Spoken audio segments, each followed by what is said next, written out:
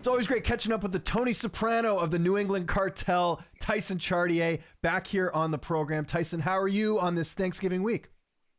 Pretty good, man. Got a couple days rest. The teams flew out to Austin today. Rob and Calvin flew out, just got there a little early.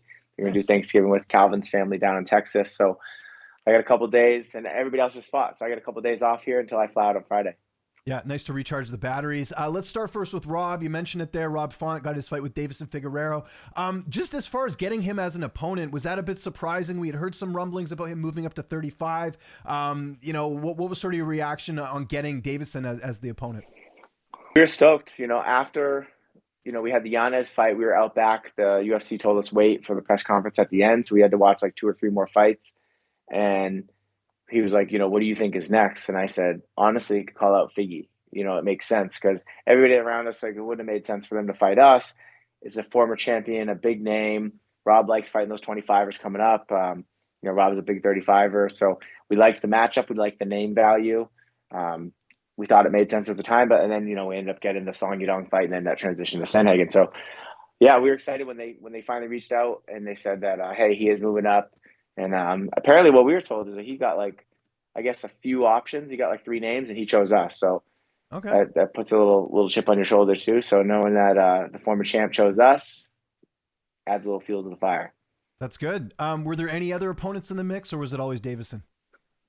That was the only one that we ever mentioned. That after coming off the Sandhagen fight, that was the first thing they reached out, and that was like back in September. And then we kind of waited a couple weeks to see what was going on, but then that's how it came together.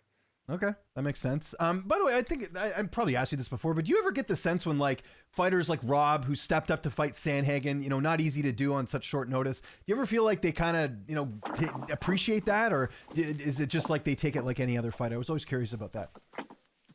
I definitely think like when you do them a solid, they try to do you a solid. They'll try to get you back in there. Not necessarily maybe a favorable matchup, but like they knew we had asked for Figgy. Obviously, Figgy ultimately, from what we understand, chose us. But the fact that we were in the mix of that grouping probably had something to do with the fact that the UFC knew we wanted to fight them, and we had just done them a solid by kind of changing everything up last minute and going to fight Sandhagen. So, yeah, I mean, I think they usually do kind of get you back as long as you're being professional and helping scratch their back. They'll usually turn around and scratch yours when it makes sense. What did you take away the most from Rob's performance against Corey? Again, Corey's a tough puzzle to figure out. We've seen that in numerous fights, especially the Chito Vera fight. What did you sort of take away as a coach?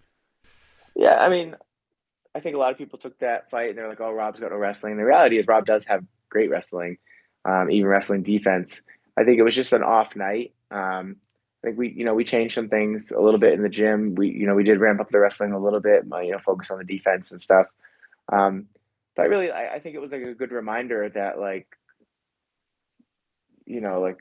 urgency is important, and that you know sometimes you have to take more risks. I think even myself in the corner, I laid an egg that night, um, kind of talking them through the get ups in a traditional manner versus just saying like, listen, like sometimes you gotta give up your back and stand up. So I think like, and sometimes it's hard to see the forest through the trees. You're in there for those 25 minutes, and you're just thinking like, all right, we got to give up, but we don't want Corey Sandhagen on our back. So you're doing that, but and then hindsight's 2020. Where you look back and you're like, listen, we kind of do the same thing for 25 minutes, five different rounds. We got stuck on the bottom and then tried to do the same things to get up the whole time. I think looking back, I think we should have taken a little bit more risks from the bottom. We should have coached him to that. We didn't. And so I learned a lesson in that fight. I know Rob did too. And hopefully, we can all be better, next weekend. Let's talk about next weekend. We mentioned Davison, obviously exciting matchup, former champion at 125. How much will Rob's size play a factor in this? Rob is pretty big for the weight class. Davison's moving up. I know we always had trouble kind of making that 125, but how much do you look at that with Rob's length and just being a bigger guy for the division from a length standpoint? Yeah, I'm not thinking it, because he's fought guys that are, kind of tall. I think, can't remember the kid's name, but he fought a guy that was pretty tall, but didn't have the reach that Rob has. I think the reach is the biggest thing. Um, Honestly, like Figgy's a pretty big kid too. Like, when these guys go up in weight classes, sometimes they end up being heavier than the guy that they're fighting. So I wouldn't be surprised if Figgy steps into the fight at like, 155, 160. Those guys they deplete themselves to get to that lower weight class. And then when they come up, they just kind of boon up. So we're not expecting. I don't expect to have like a huge weight advantage in the fight, but I think it's the size and the frame. I think will be apparent. We're going to look tall, we're going to look long, and I think that will be the biggest differentiator for him coming up is dealing with guys like Rob that have a 71.5-inch reach and are a few inches taller and know how to use that range. So I think that'll be the biggest advantage that we have. I don't care about the weight part of it, but I assume Rob will probably be a little stronger too because we're a big 35er and he's a 20 that could make 25. So maybe we the same weight. I assume that we'll be a little stronger, but definitely the frame will play into be a factor. Well, and Rob's had success against flyweights moving up, Matt Schnell, Sergio Pettis. So I'm sure that's, kind of in the back of your mind as well, just the success there. Although saying that, like you said, Deiveson, a pretty big guy for 125. What does camp look like? I've been following along on social media. I know you guys have been doing some training out there in Vegas. I saw you working with Cody Durden, which, by the way, I don't know, is he a part of the cartel now? It seems like he's training with you guys a lot. Take me through camp a bit and what that looks like sort of going into December 2nd. Yeah, Cody Durden's an honorary cartel member. He's he still camps with ATT, but we were just looking for some other 25ers that have good grappling that kind of have that similar frame. Cody's a little taller, but so we went out to Vegas for a couple of weeks to train with Patchy Mix to help him get ready for the Sergio Pettis fight. So we'd had that planned already, and then we got this fight, and then I was like, all right, we have to bring some other guys in to kind of be a smaller 25er coming up and have that realistic feel with the height and everything. So we brought Mitch Raposo with us and Cody Durden. So they were with Rob the whole time. Rob sparred with Patchy, but then every day we're on the mats. And even Alex Perez was in the room, Dan Ige. We had a bunch of guys that were coming through and doing our sessions. So it was awesome to be out there for 2 weeks. And then we came back, and now with camp, Mitch has been like kind of the primary sparring partner. We brought Deiveson Figueiredo up once. He gave a good look with the kicks. But yeah, Mitch has been the primary sparring partner for this camp, and then a couple boxers. But yeah, it's been good. We moved into a new location. We have a bigger mat now. We kind of operating out of a small area before. Now we have like 3,000 or 4,000 square feet of mat space, so we can spread out. It's been a lot better, and the practices have definitely amped up. We used to go from having like 7, 8 guys in the room just because of space restrictions. So now we've opened up a little bit, and it's not uncommon to have anywhere from 15 to 20 guys on the mat, and then sparring day is 20 plus guys. So we're getting a lot of different looks for Rob. The intensity's ramped up a lot, and then the wrestling obviously was a big factor this camp. Is I do expect Figgy to try to take us down. Absolutely. Do you see yourself training with Patchy in the future? You guys do seem to go to Vegas a lot. Seemed like that worked out well for everyone, especially with what Patchy did last weekend. Yeah, no, me and Patchy, he was in Nashville when we were there, and Tom Pags and Calvin got to train with him a little bit on that fight week. He was super nice. He's a really safe drilling partner, safe sparring partner, and so he brought us out for the Pettis camp because he wanted Rob's boxing. And I think we all connected there. Like, he was really, really good with Rob. He was good with Calvin. Him and Tom get along really well. Me and him hit it off. Like, his coaches are great. We were texting a little bit when we first heard. He didn't know this, but I was like, "Hey, if we ever need you out here for camp, we do." He's like, "Absolutely." And I think he thought that Rob would be the one fighting Sterling, but it could end up being Calvin. So we're not sure where that's going to end up, but yeah, he'd be the perfect person to bring out if Calvin did indeed fight someone like Aljamain Sterling. So yeah, no, having him out here, we learned so much from him, and he's just a good guy and a safe partner. Yeah, well said. How do you see the fight kind of playing out? One thing I always bring up in the interviews with Rob, he's tough to finish, man. Like, we even saw it with 5 rounds. The durability, I think, will be interesting in this one. How do you sort of see Deiveson and Rob going next Saturday? It could very well be like a typical Figueiredo fight if Rob doesn't mind his P's and Q's. Figgy's good about like kind of mixing in those takedowns and then making it really hard for people to get back up. He does trap a lot of people there, kind of in that no man's land, sitting from your back, doing a sit up, then getting back down, rolling to the fence, and just ending the round on the bottom. So that's a big thing we're going to have to avoid. But I think if Rob goes out there and executes how I know he can, I think, he goes out there and he gets touches from long range, Figgy extends, Rob gets touches, when he overreaches. I think, it'll be really, really important to, defend that first takedown attempt and then show Figgy that it's not just going to be like as easy it was for Sandhagen. So I think that'll dictate a lot of the, how the early fight goes. And then after that is like, if he does, kind of mix in a scramble and get a takedown on us, like our ability to get back up, I think he's thinking probably after watching that last fight, like, well, if I can get him down, it'll be easy to hold him down. And I think if you've seen in his last fights, he was able to get up against Cody Garbrandt. He was able to get up against, um, Aldo took his back. He was able to, so he's just like, he's a lot better than he showed in that last fight. But I think, they're probably going to lean, and he's camping with Henry, and he's a smart coach. So I assume they're going to come in and try to wrestle us a little bit. And, it's going to be our job to stop it. Someone that Rob fought, Cheeto Vera, is going to be fighting for the title against Sean O'Malley, their rematch. Just curious, especially in Rob's case, how you think that fight will play out. Yeah, I mean, Cheeto definitely has the tools to beat anybody in the division. He's so durable, and he's just well rounded. He does get hit a lot though, and like, I don't know, you can't go in and get a hit as much as you're getting hit if you're fighting someone like Sean O'Malley. So yeah, it's tough. And Sean's obviously gotten a lot better since that last time they fought. So it's hard to go against Sean right now. But I honestly, to me, it's a 50-50 pick'em fight. It's like if Cheeto comes in and has a little bit better defense than he normally does, like, I think he has every ability to win this fight. But if he goes in there and gets hit as much as he's been getting hit in the past in some of these other fights, like, man, you can't do that against O'Malley because he will put you away. What do you think's more likely?